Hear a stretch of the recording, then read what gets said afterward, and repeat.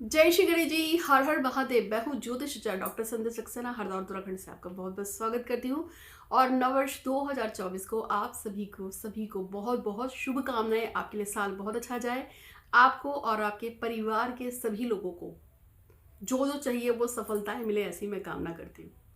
साल 2017 के आसपास मेरे पास एक मैसेज आया था जिसमें एक लेडी थी जो बहुत टाइम से लगातार मुझे मैसेज कर रही थी और बहुत ज़्यादा परेशान थी।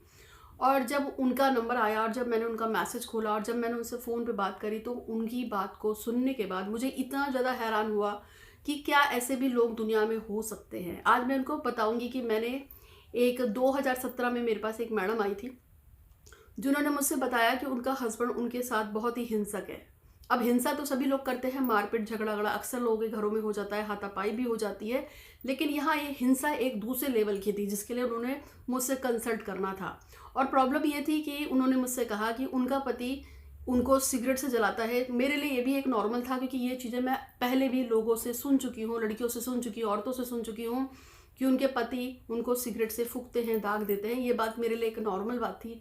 लेकिन उस स्त्री ने रो रो कर जब मुझे अपने बारे में बताया और उसने मुझे बताया कि किस प्रकार से उसका हस्बैंड जो है टॉयलेट में थूक देता है और उसके बाल पकड़ के उससे जीभ से वो थूक जो है जो टॉयलेट की बेसिन में लगा होता है उससे चटवाता है, और जब वो नहीं चाटती है तो उसको कमर पे लातों से बेल्ट से मारता है। ये बात सुनकर मुझे मतलब मेरा इतना दिमाग ख़राब हुआ कि मेरे को समझ में नहीं आया, क्योंकि वो तो मुझसे रेमेडी मांग रही थी कि इसका कुछ इलाज बताओ। तो मैं पहले तो मुझे इतनी हैरानी हुई कि क्या सच में इस तरह के राक्षस लोग भी दुनिया में होते हैं। क्योंकि टॉयलेट एक कितनी गंदी सीट होती है, कितनी गंदा जगह होता है, और वहाँ पे उसको वो बाल पकड़ के थूकता था, फिर उससे उसकी जीभ से चटवाता था। दैट्स मुझे इतनी ज़्यादा सोच के ही इतना दर्द हुआ, सोच के मेरा दिमाग इतना झन्ना गया। तो मैंने उसको बोला कि सबसे पहले आप अपने नज़दीक के किसी भी पुलिस स्टेशन में इस बात की कंप्लेन कीजिए। मेरे पास आना सा कोई सोल्यूशन नहीं है। अपने मम्मी पापा को बताइए, अपने भाई बहन को बताइए, और ज़्यादा से ज़्यादा इसके बारे में जितनी जल्दी आप किसी पुलिस स्टेशन में कंप्लेन कर सकते हैं आप उसके कंप्लेन करें। लेकिन वही बात थी कि मैं नहीं चाहती कि मेरा घर ख़राब हो, मैं नहीं चाहती मेरा पति मुझे परेशान करे, मैं अपना घर तोड़ना नहीं चाहती हूँ क्योंकि मेरे 2 छोटे छोटे बच्चे हैं। ऐसा सा उन्होंने मुझे बोला और उन्होंने मुझसे कहा कि माँ कुछ इसके लिए हेल्प कर दो जिससे कि मेरा पति राक्षसपंथी को छोड़ दे।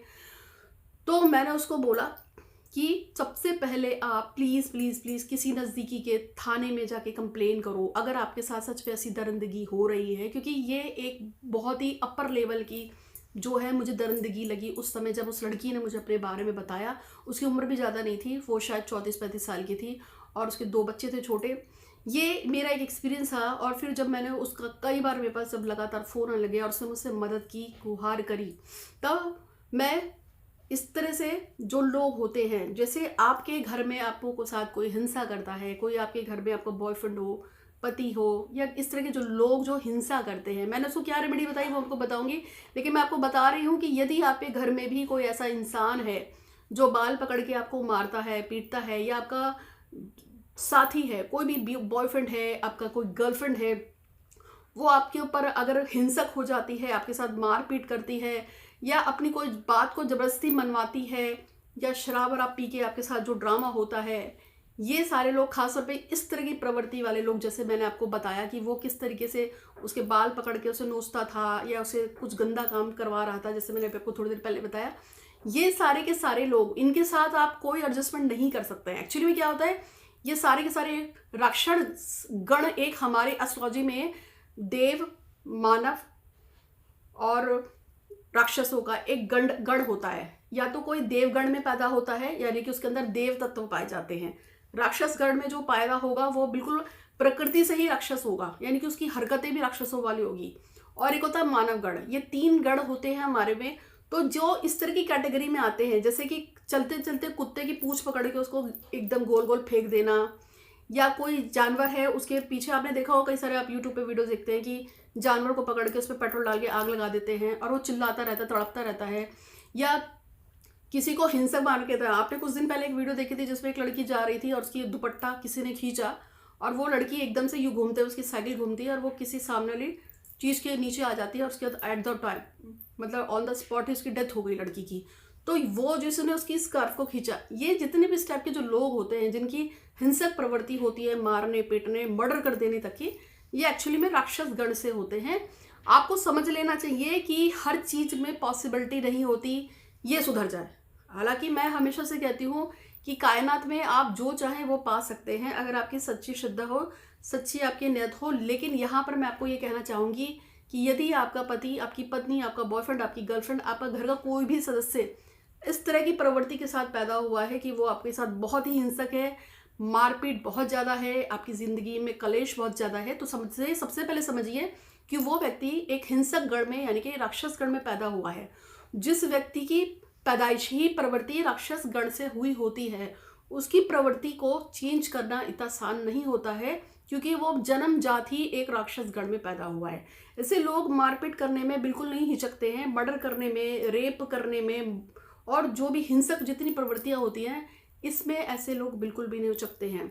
ये सारे ही लोग नशा करते हैं, ड्रग्स लेते हैं, इल्लीगल काम करते हैं, तस्करियाँ करते हैं, और जो भी नेगेटिविटी जितनी भी आप न्यूज़ पे देखते हो, पेपर्स में पढ़ते हो, वो सारे के सारे जो प्रवृत्ति के लोग होते हैं ये एक अलग कैटेगरी होती है। ऐसे लोगों के साथ अगर आप मेरे पास आते हैं और आप चाहते हैं कि मैं इसकी कोई सोल्यूशन दे सकती हूँ, तो लेकिन मेरा सबसे पहला सोल्यूशन आपके साथ ये है कि अगर आपके साथ कहीं पे कोई हिंसा हो रही हो तो सबसे पहले नज़दीकी स्टेशन पे जाके कंप्लेन कराएं। अगर आपको लगता है कि मैं स्टेशन पे जाके कंप्लेन नहीं करा सकती किसी भी रीज़न से, तो सबसे पहले आप अपने घर में बात कीजिए। आप अपने मम्मी को बताओ, भाई को बताओ, बहन को बताओ, किसी भी रिश्तेदार को बताओ। आप लोग दिल खोल खोल के मुझे बताते हो कि उसने ऐसा किया, वैसा किया, उसने मुझे यहाँ मार दिया। कई बार मेरे को लेडीज़ लड़कियाँ फ़ोटो भेजती हैं कि उनको यहाँ से सिगरेट से जला रखा है, कहीं फाड़ रखा है, कट लगा रखे हैं। मुझे हर तरह के लोग मैसेज करते हैं। मैं पिछले 2015 से जब से इस फील्ड में घुसी हूँ, मुझे अलग अलग टाइप से लोग अपनी अपनी व्यथा सुनाते हैं, अपनी परेशानियाँ बताते हैं, और इसी में मैं आपको आज एक सी चीज़ बता रही हूँ कि हर चीज़ का सोल्यूशन ढूंढना सही नहीं है। और कुछ दिन पहले भी एक लड़की को उसके पति ने इतना मारा कि उसका मुंह सुजा दिया, और तब भी वो मुझसे कह रही कि मुझे अपने पति के साथ रहना है, मुझे इसकी कंप्लेन नहीं करनी है, आप प्लीज़ मेरी हेल्प कीजिए जिससे कि मेरा पति जो है सुधर जाए। यानी कि लोग सुधरने पे और प्रेम को वापस पाने में विश्वास रखते हैं। रेमेडी आज ऐसी ही लोगों के लिए मैं दूंगी कि ऐसे सभी लोग जो शराब पीते हैं, मारपीट करते हैं, गाली गलौज करते हैं, दंगा करते हैं और आपके साथ क्रूरता करते हैं, ऐसे लोगों के लिए सबसे जो जायज़ चीज़ होती है वो होती है कि सोसाइटी में रिग्रेट कराना कि आपने सच में कोई गलती की है। आप अपने घर में बात जरूर कीजिए ऐसी चीज़ों के बारे में। अगर आपके साथ कोई हिंसा होती है, घटती है, तो सबसे पहले आप अपने माता पिता, भाई बहन, रिश्तेदार जिस पे आपको सबसे ज़्यादा विश्वास हो, चाहे वो कोई फ्रेंड हो, कोई भी हो, आपको इस बारे में बात जरूर करनी चाहिए। आप मुझसे तो बताते ही हैं, लेकिन आप उनको भी बताओ कि मेरे साथ ऐसा घट रहा है, जिससे टाइम पे आपके लिए कोई एक्शन ले, बाद में पछतावा ना हो। दूसरी बात है, जो राक्षस गण के लोग होते हैं एस्ट्रोलॉजी में इनको सुधारना इतना आसान नहीं होता। लेकिन क्या कर सकते हैं, अगर आपके साथ में हिंसा हो रही है या आप किसी ऐसे व्यक्ति को जानते हैं जिसको बहुत गुस्सा आता है, वो आपको पीट देता है या आपके साथ अपशब्दों का प्रयोग करता है या आपके साथ बहुत ही अभद्र व्यवहार करता है, तो ऐसे में 2 देवता हैं जिनको, बल्कि 3 देवता, बल्कि 4 देवता कह सकती हूँ। ये चारों ही ऐसे देवता हैं जिनके शरण में जाकर आप मदद पा सकते हैं। पहले नंबर पे भगवान शिव जो सभी के हैं। आप भगवान शिव की अगर मेहर पाना चाहते हैं तो उनके आशीर्वाद से ऐसे लोगों को सुधारा जा सकता है, क्योंकि वो देवों के महादेव है। दूसरे नंबर पे आते हैं भगवान भैरव। भगवान भैरव की नज़र जिस पे पड़ जाए वो इंसान सुधरना ही सुधरना है, इसकी गारंटी होती है। राहु, केतु और शनि, ये सभी के सभी, जिसमें जो शनिदेव है, ऐसा कहा जाता है कि भगवान शनिदेव भगवान काल भैरव की ही पूजा करते हैं और उन्होंने उनको अपना गुरु माना हुआ है, ऐसा कहा जाता है। और तीसरे नंबर पे आती है माता कालिका। कहते हैं कि कोई कितना भी राक्षस हो, दुष्ट प्रवृत्ति का है, महाशक्ति, महाविद्या के रूप में जो माता कालिका को माना गया है। कहा जाता है कि माँ कालिका जिसके सर पे हाथ रख देगी उसके ऊपर फिर कोई कुछ नहीं उठा सकता, कोई नुकसान नहीं होता। और चौथे नंबर पे लास्ट नॉट लीस्ट, और ये कौन है, ये है भगवान हनुमान जी। तो यदि आपके जीवन में ऐसा कोई कष्ट आ गया है, जब आप किसी व्यक्ति से बहुत ज़्यादा प्रताड़ित है, पीड़ित है, आप अपने घर में तो बात करते ही हैं, आप अपने घर वालों को बता देते हैं, आप पुलिस में कंप्लेन करा देते हो, आप सब कुछ करा देते हो, लेकिन फिर भी आप चाहते हो कि आपके घर में शांति स्थापित हो, आपका घर ना टूटे, ये सुधर जाए, तो ऐसे में आप इन चारों में से किसी भी एक देवता को पकड़ लो और उसकी अगर आप चालीसा पढ़ना शुरू कर देते हैं, मेरे को पूरा विश्वास है कि आपको फर्क पड़ेगा। अब मैंने उसको क्या कराया था, मैंने तो उसको खैर डिवोर्स का ही ऑप्शन दिया था, लेकिन उसने मुझे कहा था कि उसके 2 बच्चे हैं, वो डिवोर्स नहीं लेना चाहती है। तो मैंने उसको फिर बोला था कि फिर आप बिंदास होकर भगवान भैरव के मंदिर में पूजा करना शुरू करो। लेकिन यहाँ ये क्वेश्चन आ रहा था कि उसका पति तो उसको बाहर ही नहीं जाने दे रहा था, जो कूटता था, मारता था, पीटता था। तो मैंने उसको यहाँ से अपना एक भैरव बाबा का स्त्रोत भेज दिया था और उसको बोला था कि आप पूरे दिन में सुबह, दोपहर, शाम, तीनों वक्त में जब जब आपके पास टाइम मिलता है आप भगवान भैरव का नाम लेंगे, स्त्रोत पढ़ें और उनकी जो मंत्र होता है ओम ह्लीम काल भैरवाय नमः का जाप कीजिए। ओम ह्रीम, ओम ह्रीम, ओम ह्लीम, ओम क्लीम, ओम श्रीम, कुछ भी बोल दीजिए, लेकिन ओम काल भैरवाय नमः का जाप करना बताया था। इसके साथ साथ मैंने उसको बोला था कि आप भगवान भैरव की चालीसा पढ़ना शुरू करो। चालीसा को वो सुबह और शाम दोनों टाइम पढ़ने लगी। ओम ह्रीम काल भैरवाय नमः का वो नित्य प्रत्येक दिन जितना ज़्यादा जाप कर सकती है वो जाप करने लगी। एट द लास्ट उसको ये रिजल्ट मिला कि कुछ समय बाद जब उसने मुझे 2-2.5 महीने बाद बताया तो उसने मुझे बताया कि सबसे पहले तो उसको हिम्मत मिली। भैरव बाबा की पूजा करने के 14 या 15 दिन बाद ही उसके अंदर एक अंदर से हिम्मत आई और उसने इस बारे में अपनी फैमिली से बात करी और उसकी फैमिली वाले उसको कुछ दिन के लिए अपने घर ले गए। पंचायत बैठी, बातचीत हुई, उसने भैरव बाबा की पूजा नहीं छोड़ी। उसके बाद फिर मैंने यहाँ से उसको एक पार्थ का शिवलिंग भेजा था जो हम पूजा पाठ करके रखते हैं। उस शिवलिंग पे मेरे बताई हुई उसने पूजा करी भगवान शंकर जी की। तो शंकर जी की और भगवान काल भैरव की पूजा करी। 15 दिन बाद उस पर हिम्मत आई थी तो अपने घर चले गए। घर जाके उसने वही भैरव की पूजा करी। फिर उसने मुझसे कॉन्टेक्ट किया, मैंने भगवान जो है शिव जी का उसको शिवलिंग भेज दिया था और एक मेरे पास त्रिशूल था। मैं बहुत टाइम पहले केदारनाथ जब गई थी सन 2011 के आसपास, तब का त्रिशूल रखा था, वो मैंने उसको भेज दिया था जिससे उसको डर ना लगे या उसके साथ कुछ नेगेटिव ना हो। उससे वो त्रिशूल रखा और जैसे मैंने भगवान शंकर की पूजा बताई थी उसने शिवलिंग पे वो पूजा करनी शुरू की। और फिर समाज बैठा, साथ में उसके आदमी से बोला गया कि या तो तुम तमीज़ से सुधर जाओ या फिर डिवोर्स दो, लेकिन साथ में कानूनी कार्रवाई भी की जाएगी क्योंकि हिंसक प्रवृत्ति बहुत ज़्यादा थी। तो लास्ट क्या हुआ, तू मैं नानुकुर के साथ उसका पति सुधर गया और फिर लगभग 3 महीने के अंदर वो अपने पति के पास वापस चली गई। उसके बाद उसका पति सेट हो गया, दिमाग भी उसका ठीक हो गया। भगवान भैरव की पूजा उसने कभी नहीं छोड़ी क्योंकि मैंने उसको बिल्कुल मना किया था कि जिस तरह से तुम्हारे हस्बैंड का एक नेचर है, क्योंकि हम किसी के नेचर को परमानेंट नहीं बदल सकते। हम चीज़ों को, जैसे अगर प्रेडिक्शन भी आता है कि किसी व्यक्ति का एक्सीडेंट होगा तो हम पूजा पाठ करने के बाद हम उस चीज़ को रोक सकते हैं, लेकिन किस वजह से कि यदि एक्सीडेंट होना था, पैर में चोट लगनी थी या हाथ पे चोट लगनी थी या मुंह में चोट लगनी थी, अगर ये रीडिंग में आता है कि इसको हार्म होगा तो हम पूजा पाठ से उसको इतना कर सकते हैं कि उसको हल्का फुल्का कहीं कट लगे। जैसे कि मैंने एक लड़की को प्रेडिक्शन की थी कि अक्टूबर के एंड में, 2023 के अक्टूबर के एंड के आसपास आपका एक्सीडेंट हो सकता है, बच के रहना, चोट चपेट लग सकती है। उस लड़की ने कहा अच्छा ठीक है। उसने कहा माँ मैं क्या करूँ? मैंने कहा तुम हनुमान चालीसा पढ़ा करो। उसने हनुमान चालीसा पढ़ना शुरू कर दिया मेरे कहने पे। अब हुआ क्या, अक्टूबर के एंड में उसको चोट जरूर लगी, लेकिन हुआ क्या, उसके हाथ में कट लगा।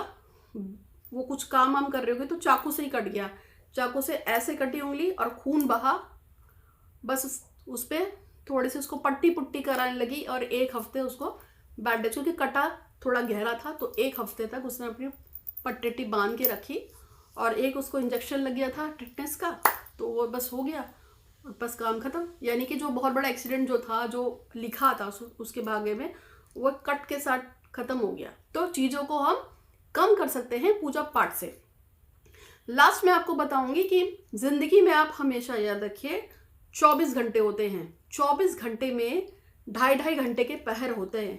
इस हर 2.5 घंटे के पहर में एक बार सरस्वती माता हमारी जबान पे बैठती है या हमारी सोच में बैठती है या हमारे विचारों पे बैठती है। उस 2.5 घंटे के दौरान अगर आपकी सोच में कोई बात होगी अच्छी या बुरी, अगर उस समय माता सरस्वती आपकी सोच में बैठ गई तो वो बात हो के रहेगी, चाहे अच्छी थी या गलती। इसी तरह से विचार पे भी होता है, जबान पे भी होता है। अब अगर आप किसी चीज़ के लिए पूजा पाठ कर रहे थे, चाहे मेरी बताई भी कर रहे थे, मैं हमेशा बोलती हूँ पॉजिटिव रहा करो, पॉजिटिव बोला करो, मेरा काम जरूर होगा, जरूर होगा, जरूर होगा।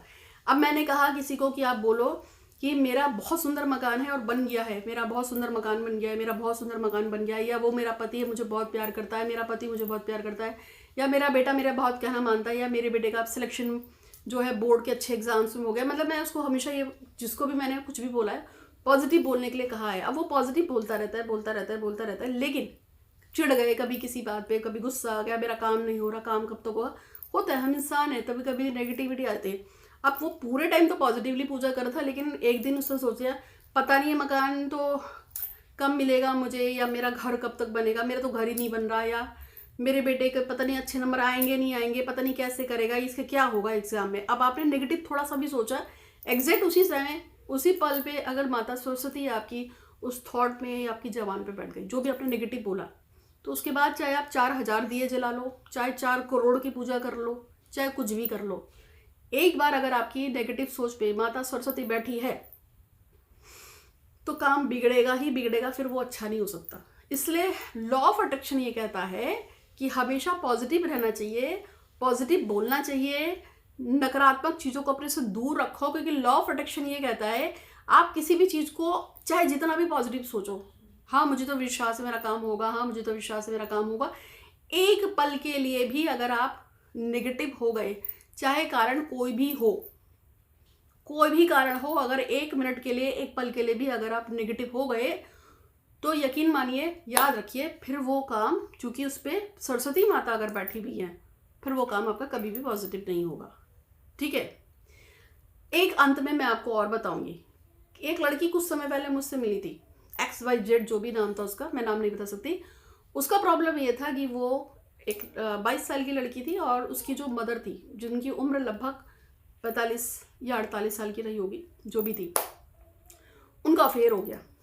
अब वो लड़की जो थी वो बहुत परेशान थी, उससे कहा कि इस उम्र में मेरी मम्मी का अफेयर हो गया है, मुझे इस चीज़ को रोकना है, क्योंकि वो आदमी मुझे ठीक नहीं लगता, लेकिन मेरी माँ उसके प्यार में पागल है, पूरे पूरे दिन उसी से फ़ोन पे बात करती है, बतियाती रहती है, खाना तक नहीं बनाती है, कभी कभी तो उससे बात करते करते इतना लेट हो जाता है कि जो खाना हमें 8 साढ़े 8 बजे मिलता था वो हम 11 बजे खाते हैं। ऊपर से उसे डर लगता था क्योंकि उसके फादर नहीं थे, तो उसने कहा कि उसके फादर वैसे ही नहीं है, मदर आजकल किसी और से डेट कर रही है, बात कर रही है, और वो कभी कभी बंदा घर भी आ जाता था, तो उसको डर लगने लगा। उसने कहा कि भाई, क्योंकि लड़की जवान थी 22 साल की, तो उसको डर लगने लगा कहीं ऐसा तो नहीं है कि माँ के चक्कर में मेरे पर भी नज़र रख रहा हो, उसको ऐसा फील हुआ। तब उसने मुझसे कांटेक्ट किया, उसने मुझसे मदद मांगी, तो मैंने उसको सिर्फ 2 ही काम दिए थे, वो मैं आपको बताती हूँ। लॉ ऑफ अट्रैक्शन कहता है कि किसी काम को लगातार अगर किया जाए और पॉजिटिवली किया जाए तो वो काम ज़रूर पूरा होता है। तो मैंने उसको सिर्फ इतना किया कि आपको कुछ नहीं करना है, एक पत्ता लेना है, सिंपल एक पत्ता जो नॉर्मल आपको पत्ता मिल जाएगा ना, किसी भी पेड़ का पत्ता तोड़ लो, उसमें क्या दिक्कत है। एक पत्ता लेना है, बड़ा सा थोड़ा, काले रंग के पेन से मैंने उसको ये लिखाया था, मुझे बहुत अच्छी तरह याद है मैंने उसको क्या लिखाया था। तो उस आदमी का नाम था जतिंदर कुछ करके था, तो मैंने उसको लिखाया था, लिखो, उसे लिखा था जतिंदर, फिर अपनी माँ का नाम लिखा था,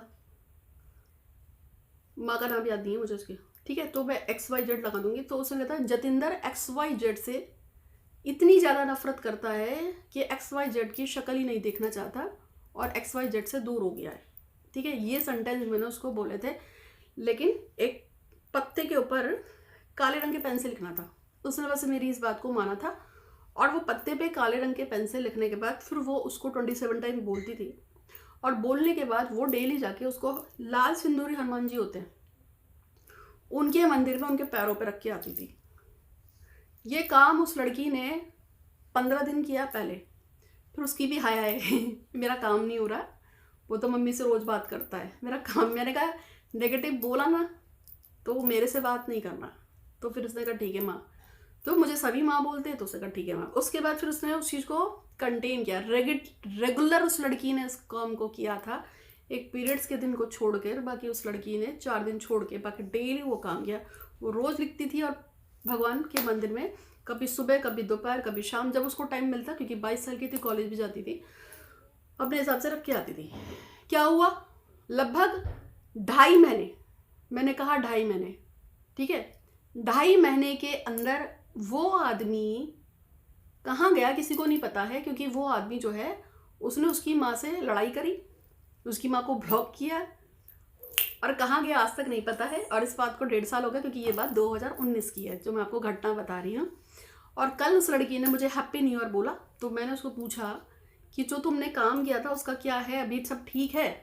तो उसने बोला आपकी कृपा है और हनुमान जी की कृपा है। तो ऐसे ही कृपा आप सबसे बनी रहे। इस उपाय को अगर आप अपने किसी खास काम के लिए करना चाहें तो कर सकते हैं। आपको पत्ते पे अपनी विश को लिखना है और बड़े प्यार से, बड़े श्रद्धा के साथ हनुमान जी के मंदिर में चढ़ा के आइएगा। लेकिन एक बात याद रखिएगा, मेरा कोई भी उपाय चाहे आप यूट्यूब से करें, इंस्टाग्राम से करें, मेरे यूट्यूब के 3 चैनल हैं, तो गुरु दक्षिणा देना बहुत जरूरी है। गुरु दक्षिणा सिर्फ इतनी है कि आप मेरे यूट्यूब के तीनों चैनल को सब्सक्राइब कर दीजिए, बेल आइकन दबा दीजिए, इंस्टाग्राम पे मुझे फॉलो कीजिए। अगर आप ऐसा करते हैं तो आप बिंदास होगे। 2, 4, 6, 8, 10, 15, 20, चाहे आप मेरे कितने उपाय कर लो, आपको ज़रूर फलेंगे। और मेरे यूट्यूब पे बहुत बहुत पुराने और बहुत अच्छे अच्छे उपाय हैं जो लोग मुझे बताते हैं, माँ मैंने आपका उस दिन का वो उपाय किया है, मेरा काम हो गया, उस दिन का उपाय किया है, वो काम हो गया। मैं धीरे धीरे आपको इसी तरह की वीडियो में याद दिलाती रहूँगी, तो जुड़े रहिए मेरे साथ। और इंस्टाग्राम पे जरूर फॉलो कीजिएगा, यूट्यूब पे सब्सक्राइब कीजिएगा। आज के लिए इतना ही। आपका दिन शुभ हो। हर हर महादेव। धन्यवाद।